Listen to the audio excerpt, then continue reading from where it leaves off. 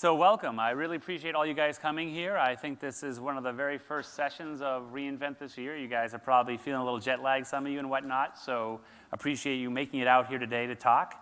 I'm gonna give you a little talk today with some friends of mine as well, talking a little bit about Amazon Connect and how folks move large-scale enterprises onto Amazon Connect for their contact centers. So how many folks here, show of hands if you don't mind, work directly with a contact center in their organization?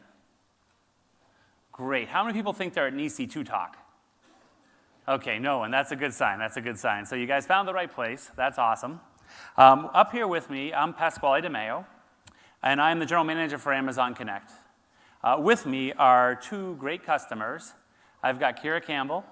You probably can tell which one it is, but she works from Hilton. She drives a lot of their innovation in their contact center there. And I've got Lauren Lacey, who does the same thing for Intuit. And so they've agreed to come up here. I always find the best conversations we have are with customers. We learn the most from them, more than I could ever tell you.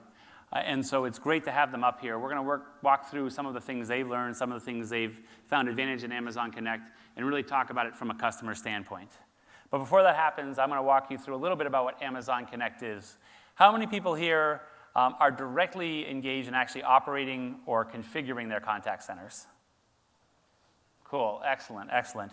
So it definitely is going to be I will say, a 100 to 200 level talk today, in the sense of we're not going to dive into a deep how-to. We have some other talks while you're here about that, but what you are going to see is some really cool stuff about how these folks actually got Amazon Connect to work for them and enabled big changes in their time to velocity, or the velocity of innovation in their enterprises using it. The last question I'll ask here, last show of hands, I don't want to wear you guys all out, but how many folks here have 1,000 or more agents in their contact center? Cool, so a nice show of hands. How many people here have 100 or less agents? Okay, so a few here too. I think this talk will be useful. We are very passionate about making Amazon Connect scale to every business. And a big reason why that is because at Amazon, we have a lot of different contact centers ourselves. A lot of people know that Amazon strives to be the Earth's most customer-centric company, and doing that involves having great engagement tools to get those customers on board, understanding what they're doing, having great communications with the agents, having great communication with any kind of automation. We've got millions of customers who contact Amazon. Anybody here contacted Amazon ever? Cool, very cool. Well, thank you. Thank you guys for being customers. That's wonderful. We try to make it so you never have to contact us. We want everything to be perfect and seamless. We call it indistinguishable from perfect. But obviously, that's not always the case, and there are times when folks do need to contact us. People don't realize maybe the scale of that. We've got 70,000 agents at our peak times who are there ready to help customers. So it's a pretty good-sized contact center workload for us. And those agents support many countries, many languages. We have agents in 32 different countries around the world to help all those different customers as well. The other thing that's interesting, I think, is most folks think of Amazon as being Amazon.com, the retail website, which is obviously an important part of our business. But we also have a number of other businesses like Zappos or Audible, where they have strong customer service values and want to deliver great customer service to their customers. We have a bunch of internal services like help desk or HR, and some of those are actually pretty big too. But they range all the way from a few agents up to that 70,000. And so we needed a solution that would be able to scale to all of those different sizes as well. When we started on the journey to really create what we thought would be world-class customer service, what we hope to deliver great experience every time someone contacted us, we went and looked at what was available in the industry. Unfortunately, we didn't find anything that really suited our needs. And so that's when we decided that we needed to build it. And so 10 years ago, we started down this path of building a secure, reliable, highly available, and highly scalable and elastic contact center. We needed to be able to bring people on and off the platform very quickly. Many of you probably know right now is a very busy time of year for us between Black Friday and Cyber Monday. Similarly, we have a day in July called Prime Day, and some of you probably have bought some deals there. Hopefully you got some cool stuff.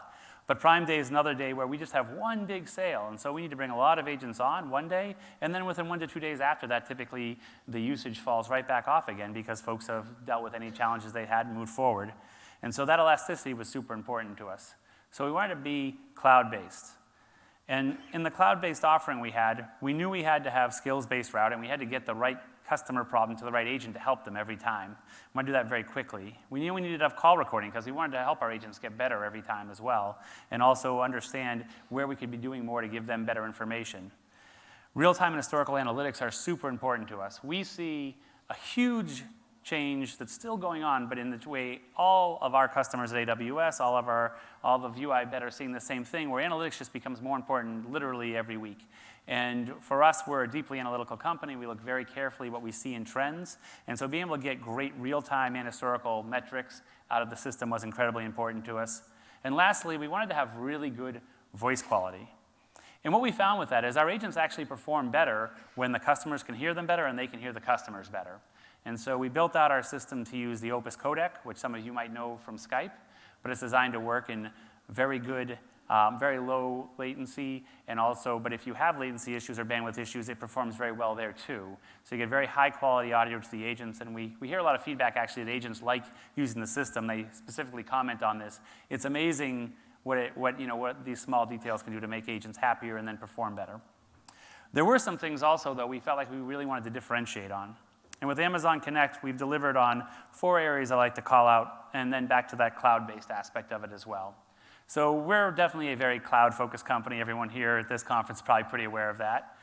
It's funny, I go to some other conferences and people ask me if Amazon is in the cloud, and I say, yes, we actually are very passionate about the cloud.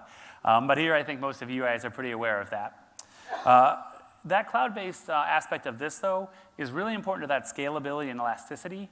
It's also super important because it lets our agents work from anywhere. Folks here have remote agents. I bet a lot of you guys have work-from-home agents, remote agents now. And so that is something we feel is going to be a lot of the future of where people are going with this. And we don't think it's all agents, but some level of agents will be working from all over the world doing different things. You want to be able to have them be comfortable, happy, relaxed, and perform really well. So being able to bring them on from anywhere in the world and also manage your contact center from anywhere in the world is great. The other thing that's really cool is if you do need to set up a contact center really quickly, you can literally rent out a place in a strip mall, put in a bunch of desks and headsets and computers, and you have a contact center in a matter of hours, bring the agents in, and then when you're done, they can all just go home. We don't tell anybody whether we think one is better than the other, but we think both are interesting, and we think it's super compelling to have a platform that lets you do both. I'm going to talk a second about the second one here, which is, if you think about the other part of it for us, self-service was super important. When we built Amazon Connect for our internal customers, every time they called me, it wasn't an opportunity to upsell them. It wasn't an opportunity to try and convince them to buy expensive customer service or customer support options or professional services. It was a problem for my team to deal with. It stopped us from delivering them better features. And that's very much how we look at the entire product, which is we're really trying to develop a solution and not a thing where we are trying to build it out just to productize as many pieces as possible. We really want to be focused not on checkbox features, but on enabling customers to do the things they really care about. And self-service is incredibly important for that, because what that means is when you're empowered to take care of things yourself, you don't have to wait for us to ever do anything for you. You can come onto the platform, be set up, and in fact, you can have a contact center set up from zero, literally no even just having an AWS account is all you have, to being fully up and running and taking your first phone call in 5 minutes. Now, is that really a super important feature? Well, you're probably not going to set up a contact center every day, every new instance of a contact center every day. But the point is not that you can have a contact center set up in 5 minutes. It's that that's the approach we take to every aspect of it. We want you to be empowered to be able to move quickly and to move at the speed you want, have your business decision makers being able to get what they want. If you're an ops, being able to say yes to those business decision makers. If you're the business decision maker, being able to get the things you know your customers need, and being able to work together in a much more collaborative way without us getting in the middle or in the way. Secondly, I think it's really interesting to think about how interactions with customers are changing. I think we all agree that automation has become something that's very important within the contact center, but it's often very painful. I'm going to talk a little bit about how we've made our approach to this to be something that we think can turn that on its head, and instead of being painful, can be pleasurable for your customers, while still saving you money and increasing your speed to be able to deliver service to them. The next thing I'll talk about is the open platform aspect. AWS is absolutely a large infrastructure service offering. And we have taken a lot of the same things we learned by shipping EC2 and S3 and brought them forward to be the way we think about how Amazon Connect works. I often say to the product managers on the team, if you have a quandary about how something should work, step back and ask yourself, what would AWS do if they built a contact center? A lot of times the answer becomes really clear. You say, well, we'd empower the customer to have control. We'd make it really clear what the right things to do are. And then we'd make it very easy to integrate with the other AWS services that would help them make that better. And then the last piece of this is the AWS ecosystem. When you think about all those services, and there's over 100 AWS services now, then you think about the fact that there's also a ton of partners, a ton of other people who are experts, developers who know a lot about AWS and can help you if you ever get stuck. And that's a huge benefit, and we've worked really hard to build that out. So I'm going to talk a little bit about all of that in a minute, but I just wanted to kind of go through and walk through why we think it's a little bit different than the historic approach you've seen. So I'm going to start with a quick demo here.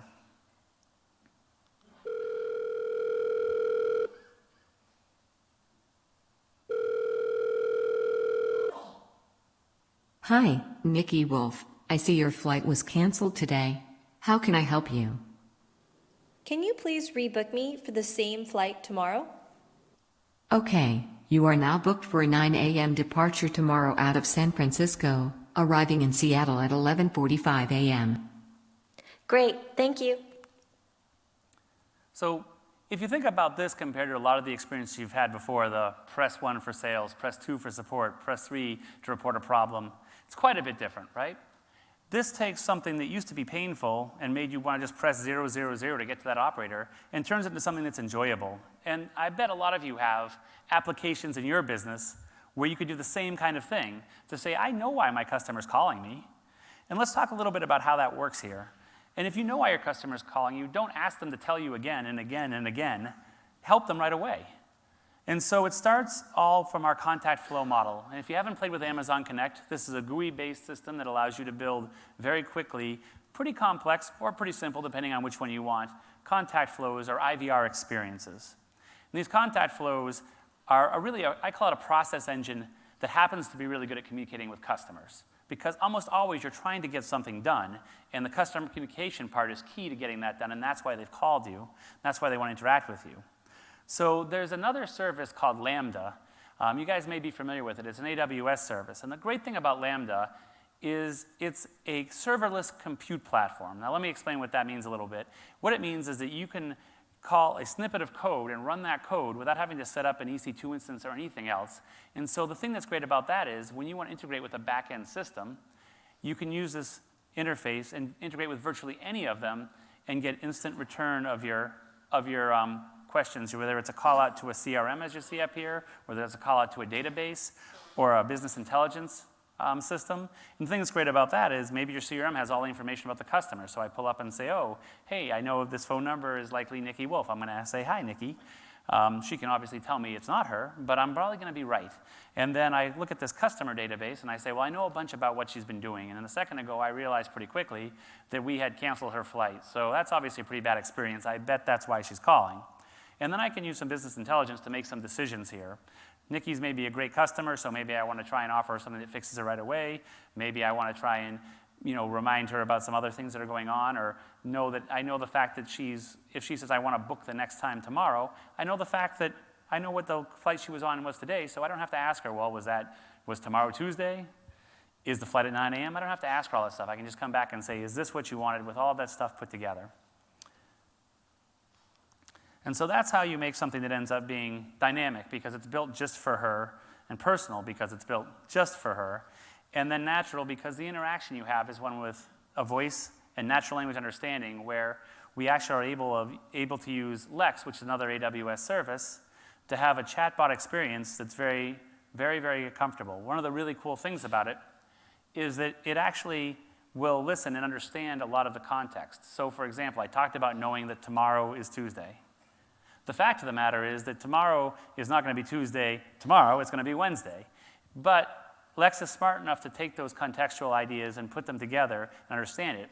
And if she said, I want to rebook my flight, then it could say, well, I need to know when, and so I'm going to ask you, when did you want to rebook it? And then it can fill in those blanks for you. So the nice thing about this is, much like Amazon Connect, Lex is also self-service. And so you can create these chatbots and have that experience that's custom and tailored just to your business. And in fact, we bring folks in, and you guys are all welcome to attend these, and do boot camps. They're free of charge. You come in the morning, set up that 5 minutes. You can see if I'm telling you the truth for yourself. And you'll have that first phone call in that 5 minutes after we get you into that mode of creating your contact center. And then by the end of the afternoon, you will actually have configured a Lex chatbot that's customized as well to your specific needs. And so you actually will have one of these experiences there that will be asking questions that are tailored to your business. And the thing that's great about that is, again, you're empowered. So instead of something that takes months, now you're down to taking minutes or a day. And that means that not only is that great when you know what you want to do, but it also means you can experiment, you can test all these things. And so you can create a chatbot and you can see if it works. And we have A/B testing built right into the platform.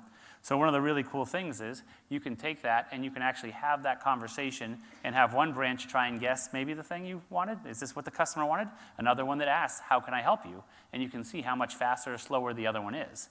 And the nice thing about it is if you build one out and you find out it's performing really poorly, you can, as fast as pressing the publish button, turn it back off again. And now you're back to where you were with your previous version. Again, all of this is about empowering you to build the experiences you want, the experiences you know your customers want. And by the way, no one knows your customers better than you do.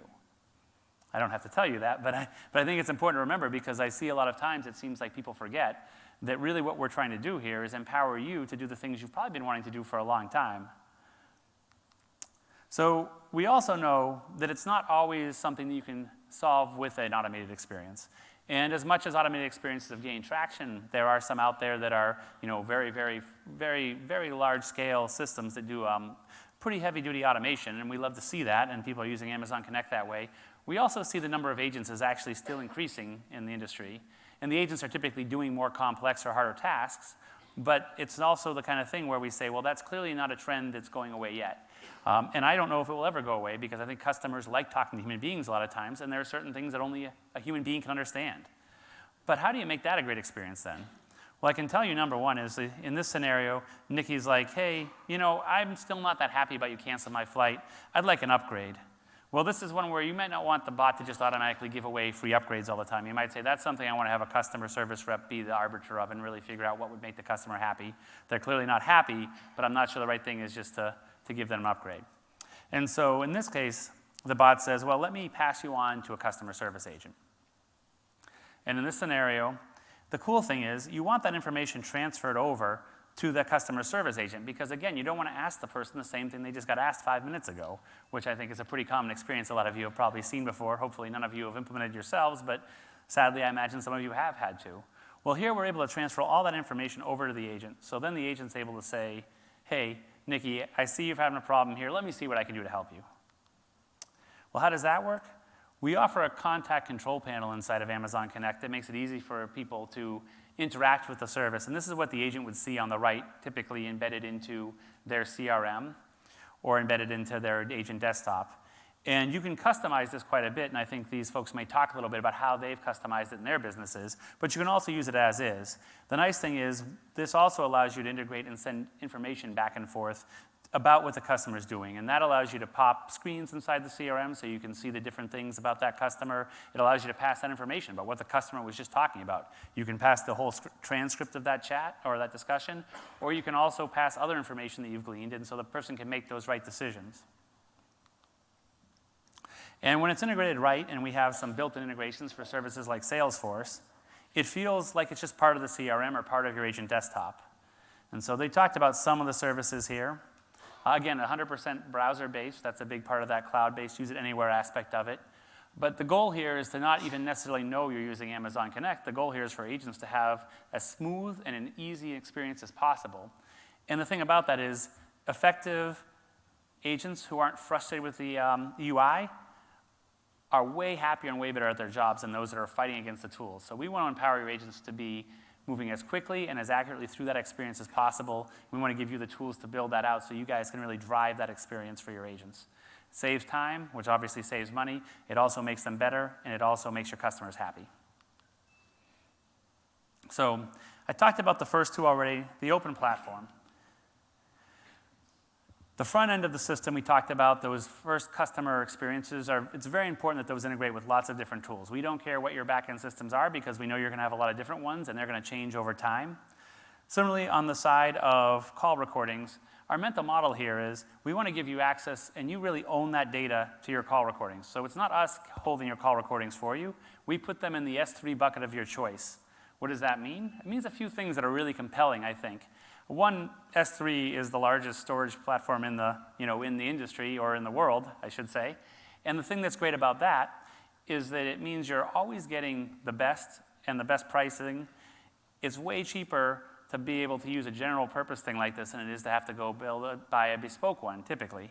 And that's certainly the case here in our experience. Secondly, S3 is improving every day. There's people right now working on making S3, as we speak, making S3 better. And those folks are dedicated to that platform, dedicated to that product to make it better. And every time they make an improvement, you guys get an improvement. Amazon Connect is improved. And so it benefits you. The great thing is they're working on things like new retention policy models, all sorts of cool things that I think are really compelling for you. And that's just one example.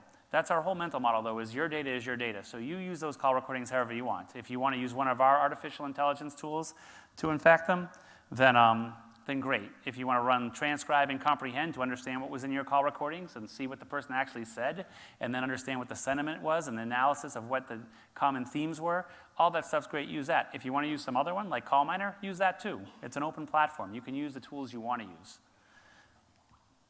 At the same time, agent data is super important, right? How many of you said a number of you had thousands of agents here, right? So you know how important it is to have your agents be effective, to be able to understand what they're doing. We are willing and happy to provide all that data in a stream directly out to your WFM tools, or to be able, you guys can also access them using historical reports and do all sorts of analytics on top of that. Again, your data is your data. We don't want to keep it locked in. We want to make it open to you to use it any way you want to, put it in any tool you want to. And that goes down to the contact records as well. And so we're stream our most detailed contact records out. You can put them in the data warehouse of your choice. And probably more importantly, you can join them with other data. It's very rare that you're going to be working with one data set, I think, in the future of contact services and almost any customer experience project you're working on. Because what's going to happen is you're going to have some data in one database, some data in another one, some one system here. So we want to make this free, again, for you to use it any way you want to. I talked a little bit about S3 being important to that story. I talked about Lambda, and I talked about some of our investments in AI. But those are only a few of the systems we have where you guys can take advantage of these things in ways that are improving all the time. I love to talk about the AI one just because it's an area where we've made a massive investment and are continuing to, particularly around voice. Folks here, anyone here have an Amazon Echo or other device that has Alexa in it? Cool, very cool. Well, thank you again. We really appreciate that. I love mine. I don't have the microwave yet. Did anyone buy the microwave yet? No, okay, yeah, that one I haven't quite gotten there, but I'm considering it.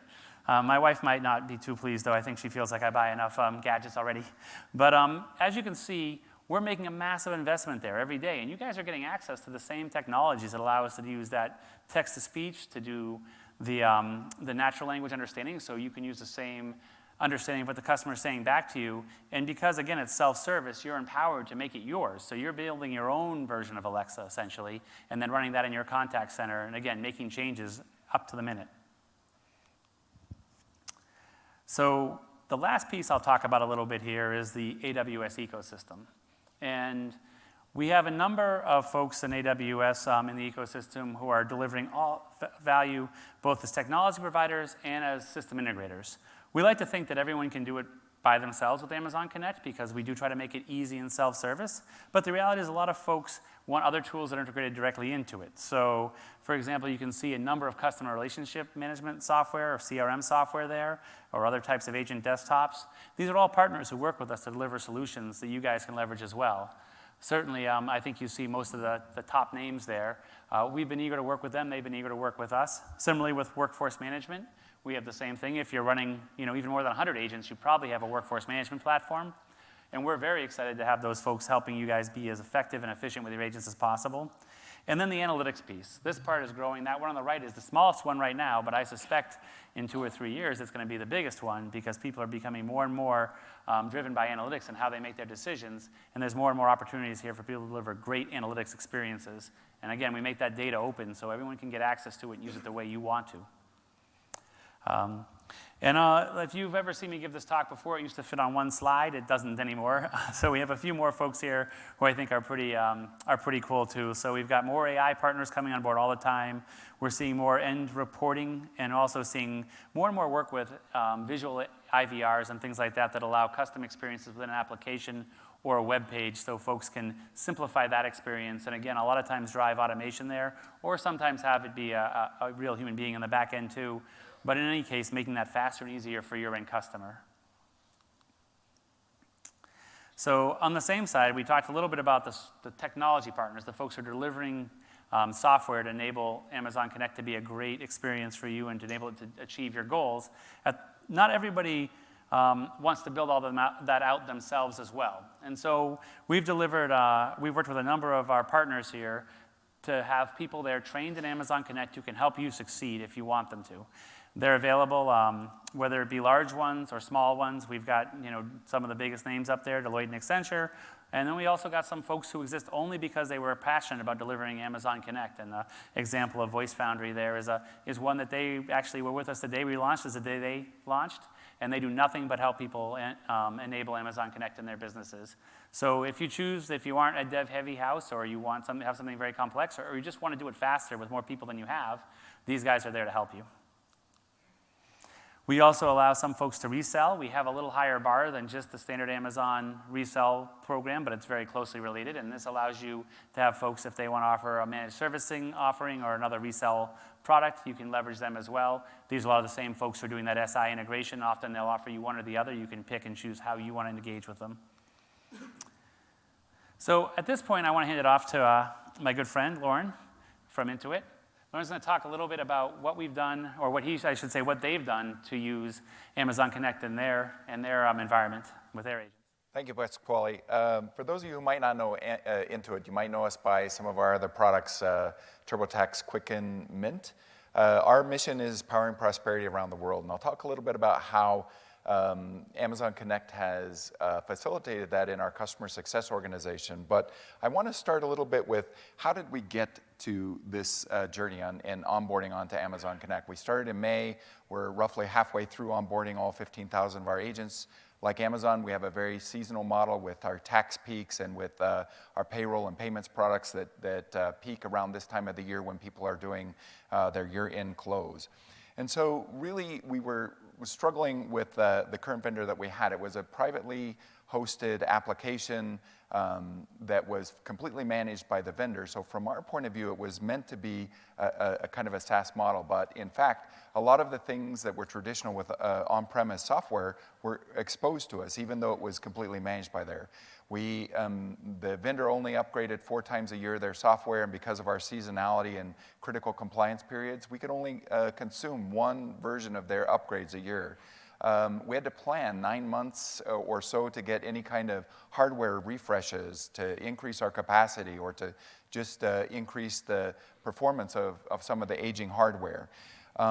We were really also undergoing manual restarts and failover to keep things fresh and keep things up and running with that. And we were locked into these long contracts where we had to predict our volume 3 years out.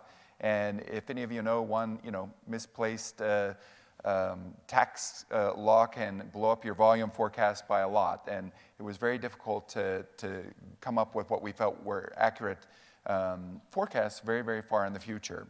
So one of the things that we've really enjoyed in moving to the Amazon Connect is that with a true SaaS model of software, we don't see all of the hardware refreshes that are going on in the compute environment in the background, and we're able to consume the resources as we need them and really pay for only what we're doing. So we're not overpaying after tax season is gone, yet if we need to spin up and have additional volume, it's there with a few conversations and planning.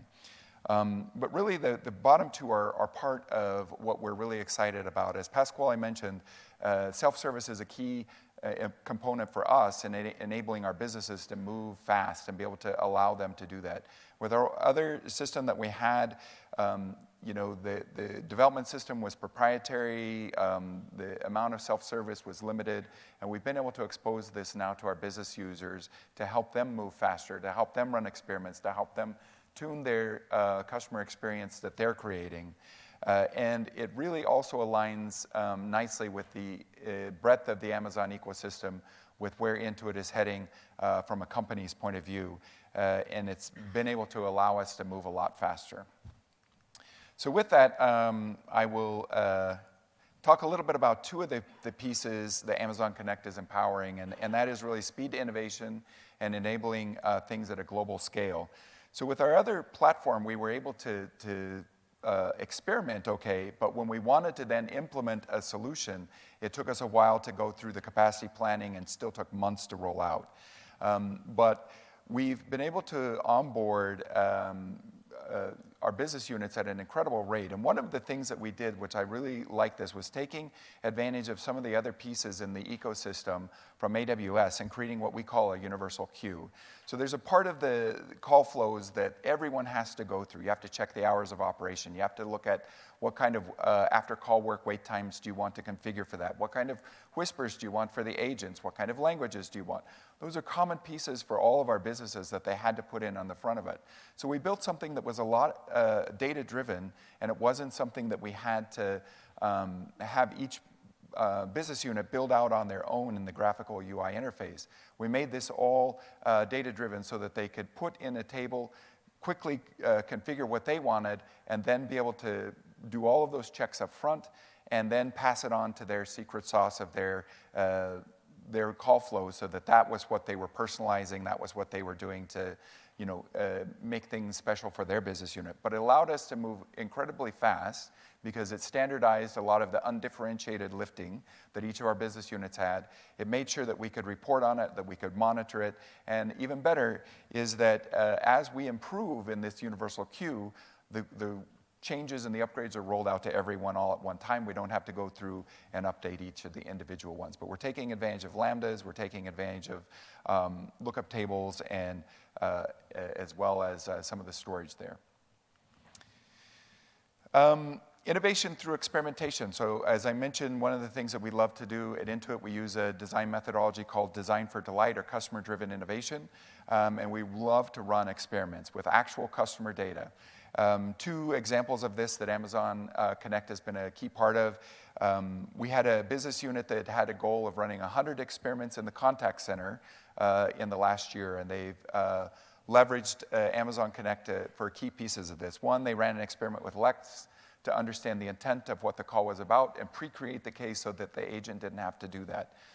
The great thing about using these pieces in the Amazon ecosystem is they're integrated, they're ready to go, and you can really leverage it. And even if it's not part of our corporate standard, you can experiment with these and then move it on to whatever is the corporate standard for that. But they were able to show that they could reduce the customer handle time because they had pre-created the case for the agents with that. Another one that they actually used Amazon Connect for before they onboarded onto Amazon Connect was they were using it to prototype their IVR flows. So they would create the IVR flows in Amazon, and then they would use Polly to speak all of the prompts. And what that allowed them to do was to engage with customers, get feedback, make sure all the phrasing and wording and order was correct before they went off and had things professionally recorded before they had everything set in stone. So it allowed them to move very, very quickly. A few lessons learned from our onboarding. We're about halfway through our onboarding at this point. Soft limits, make sure you think through them. Everything has a soft limit. It's a conversation to get it increased or to make sure that it's right size, but think through that. Understand what your limits are going to be in terms of capacity and size and limitations, and then make sure that your performance tested. Monitoring, we've been incredibly surprised the amount of granular pieces of information that you can get, how much you can monitor in your experience. So make sure that you've thought through what you do want to monitor. Our businesses actually got overwhelmed with the amount of data that we were able to provide them. and being able to define the right kind of experiences, set up your alerts and monitoring to know when you're not delivering what you intended. Pasquale mentioned the customization of the CCP. We have multiple CRMs at this point as well, and we've been able to customize our CCP, but keeping them in sync across all of the individual CRMs is something that we had to back up and put in place a little bit of governance for that. I love the fact that you can actually customize the CCPs, but keeping them in sync across your multiple CRMs is something that you have to think about. If you do use Lambdas like we do, you need to think about the impact of the cold start. So this is a well-known performance piece of Lambdas. You just need to make sure that you understand how to architect that so that you either keep them warmed up or that your architecture tolerates a slower start at the beginning of the day when you start using them. And then finally, on the change management, do not underestimate the change management of moving to USB headsets. We moved from SIP phones where agents had physical mute buttons and used to pressing buttons for volume and putting even the small change of just moving that to inline on a USB headset was an emotional change for them, as well as the amount of audio quality. Actually, they started to pick up a lot more background noise and do that. The audio quality is great, but sometimes if you don't get the right kind of noise-canceling headsets and things like that, it can actually become a distraction because you can hear so much more of the conversations around the agents. Looking forward, so as I mentioned, we're more than halfway through onboarding all of our agents. By the end of July, we will have all of our agents onboarded. The agents love the call quality. We get lots of compliments on how much better they can understand the customers, how much better the customers can understand them.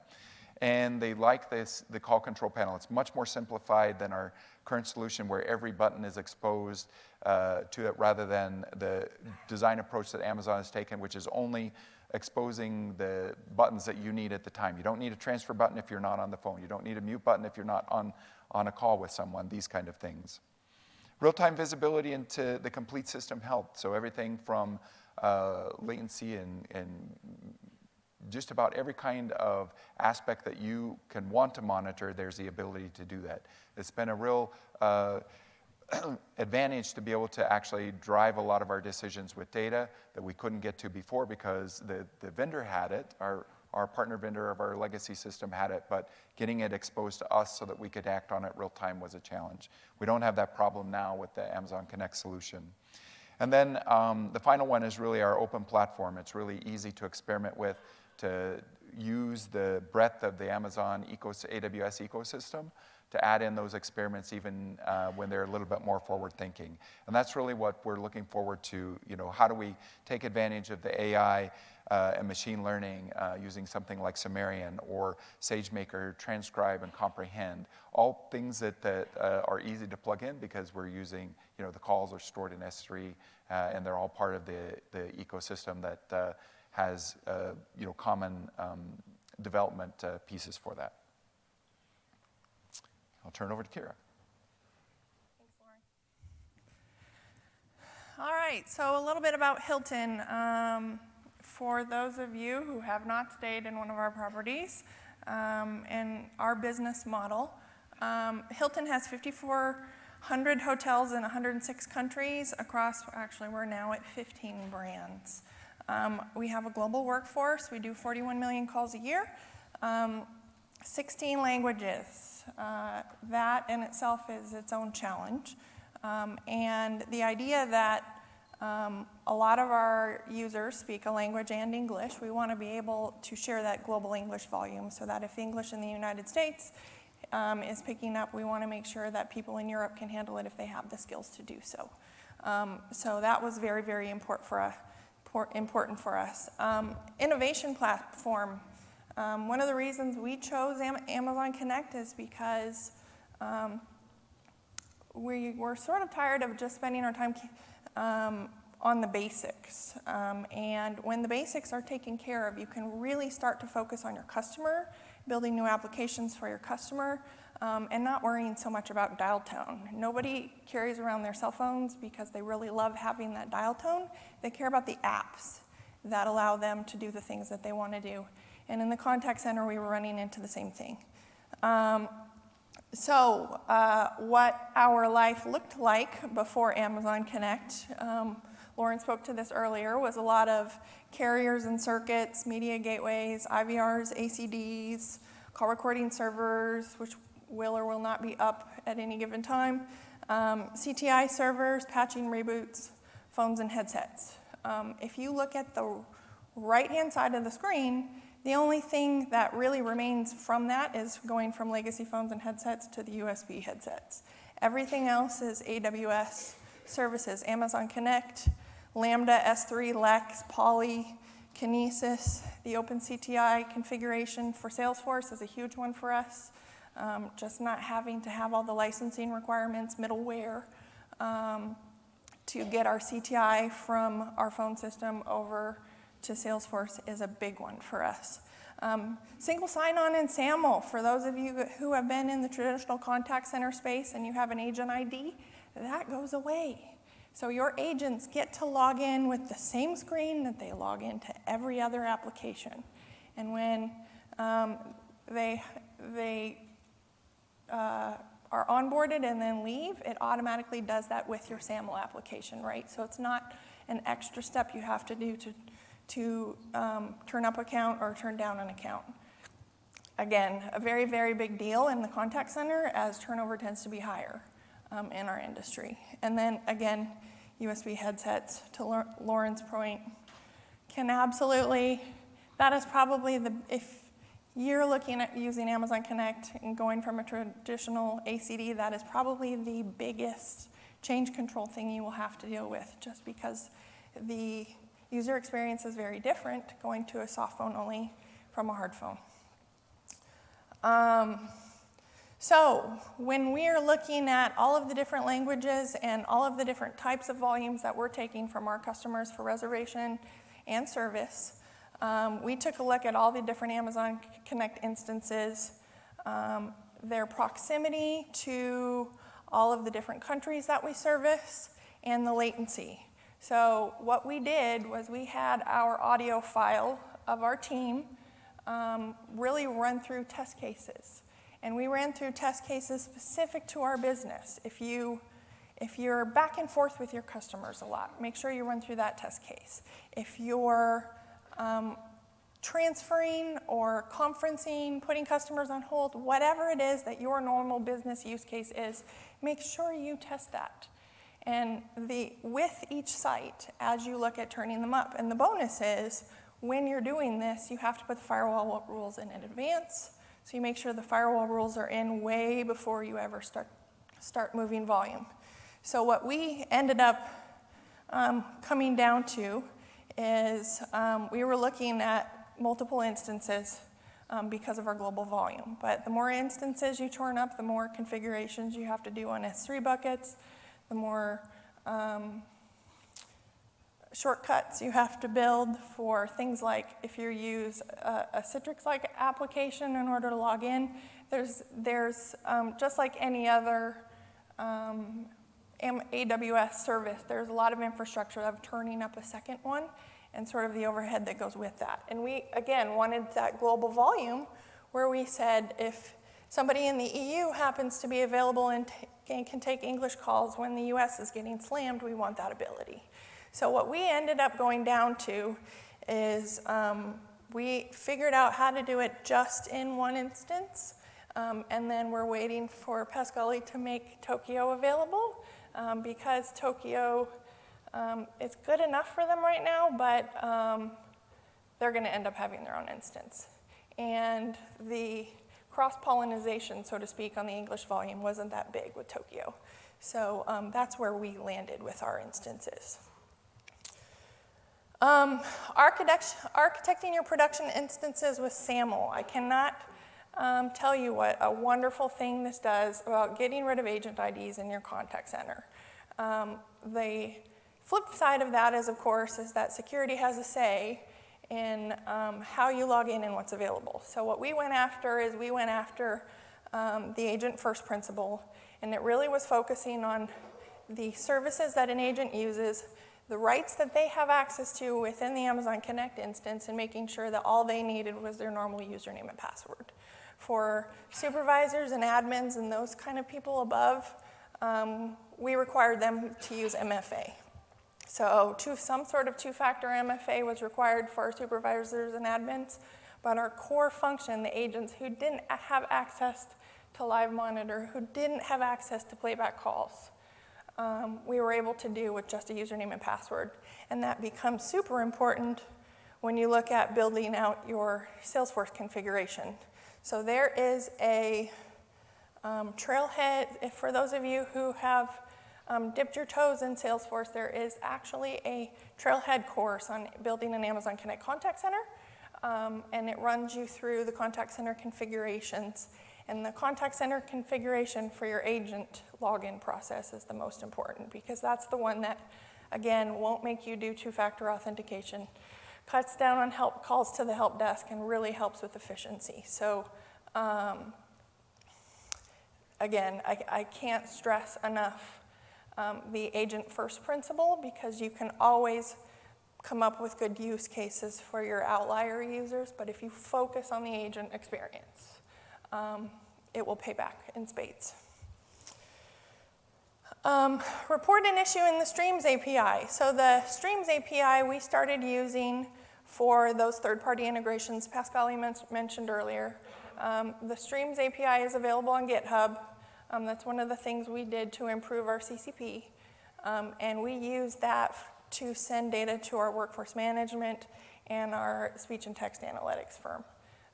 They need additional information on sort of agent state and agent status changes in near real time, and the Streams API gives them that. CCP report an issue, another big win that I consider in terms of the traditional contact center way of life.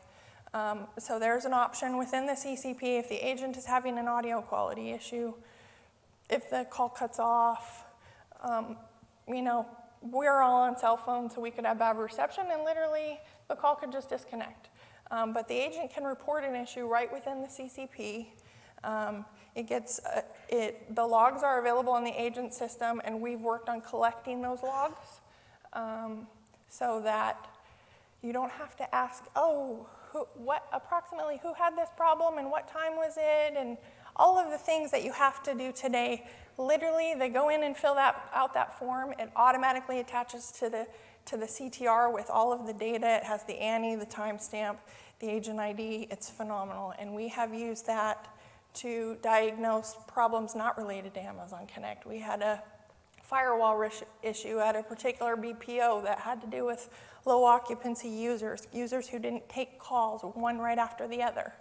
And we were able to diagnose that particular issue because of the report an issue function and being able to use the data to lead us to where we need to go.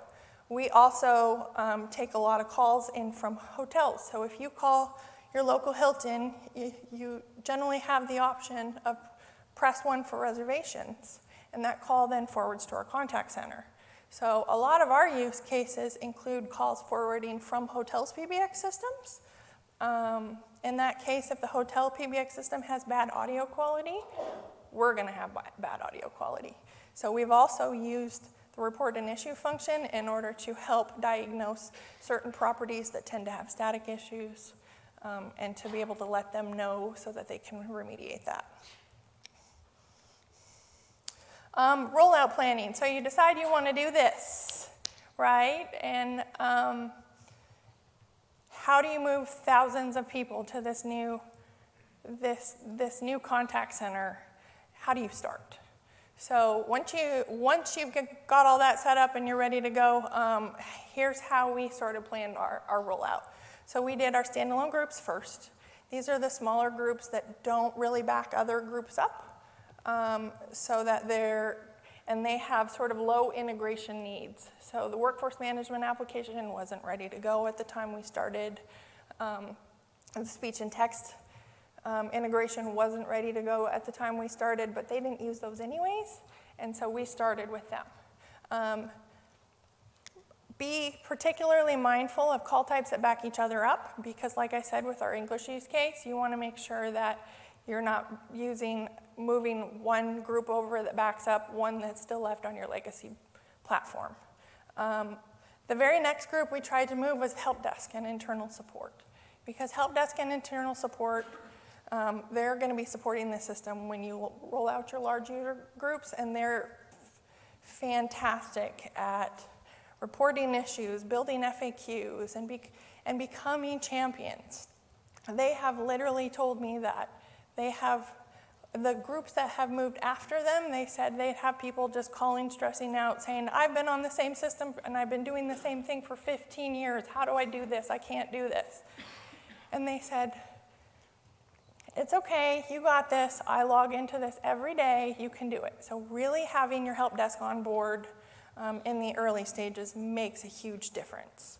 And then your Lexbot and heavy integration users last, because by the time that you'll get to these large groups, next week we're moving over approximately 2,000 users at one time. And now that we've done enough user groups, we're pretty good at it.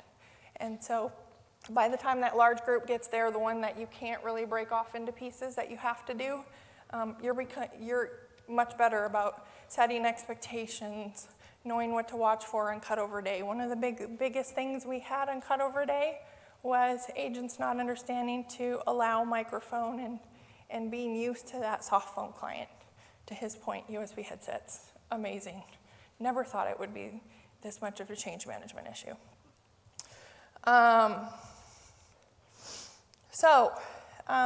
Tips and tricks to get there. I cannot stress the boot camps enough. My team went through the boot camps. We also put our IVR developers through the boot camps, and they got them developing and using Lex within like 2 days, which for my purposes was phenomenal. If you use any third-party vendors to help you with your contact center flows, the first time they hear about Amazon Connect, they're going to give you twice the time and twice the price. Take them to this boot camp, half the time, half the price, because they get familiar with it that quick, and they've got fabulous resources right there so they can answer questions if they get stuck. And I have sent my team to 2 boot camps, and we were winners of Echo stuff for both of them, so I'm really proud of that. The next one, RSS feeds. To Pascale's point, what's coming out on Alexa is coming to us for Lex. So use your feedlies in your RSS feed readers to subscribe to what's new feed and the Alexa blog feed. Because I can tell you that right after they announced Alexa in India, I knew that Hindi and Tamil were going to be available in Lex in the near future. And that absolutely gives you a pulse into what's coming, because they're constantly bringing new things to the platform. Thirdly, keep in touch with your account team. Again, they're constantly rolling out new stuff, and we have been challenged with this wait or build.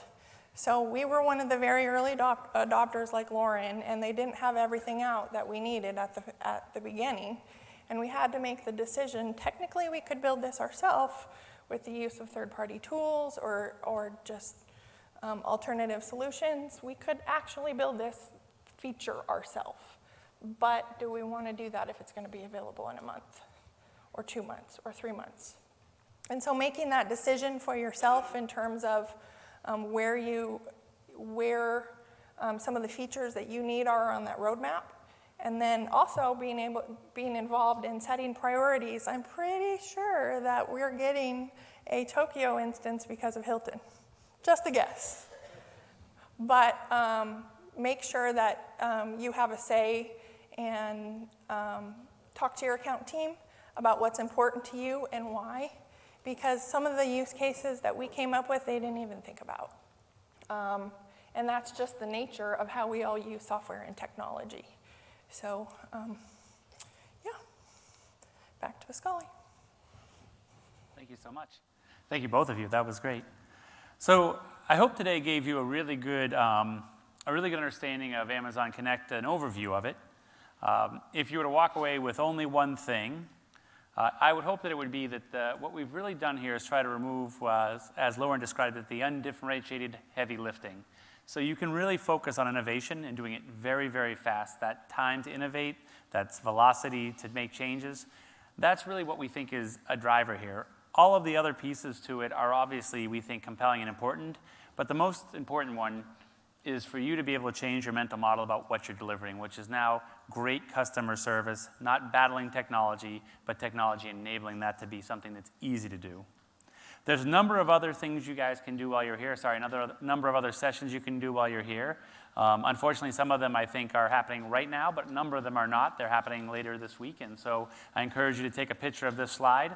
All of this is, of course, also in all of the reInvent pamphlets and whatnot and in the program, but it's nice to have it all in one place. So if you're interested in going to see for yourself, I always tell people, don't trust me, but go find out for yourself. Go see that you can do it in 5 minutes to take that first call. Go see how easy it is to build a Lexbot. See what this velocity can really make a difference for you, and see if you can start envisioning what you would do differently if you weren't constrained by the tools you have today.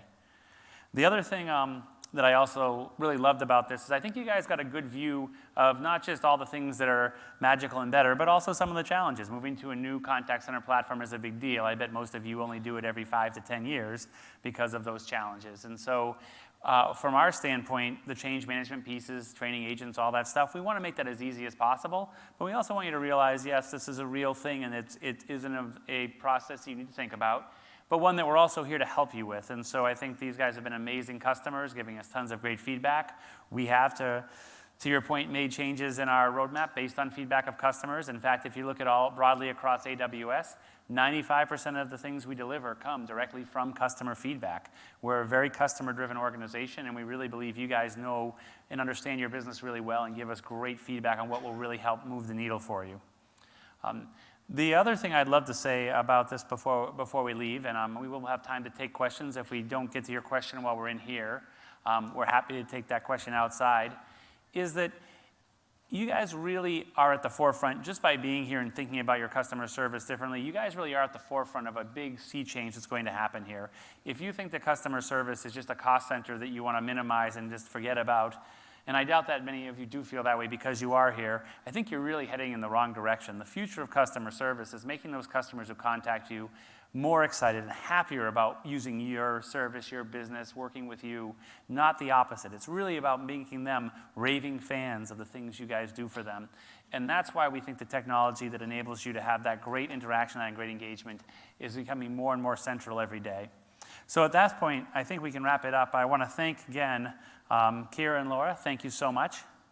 You guys were great. Really appreciate it.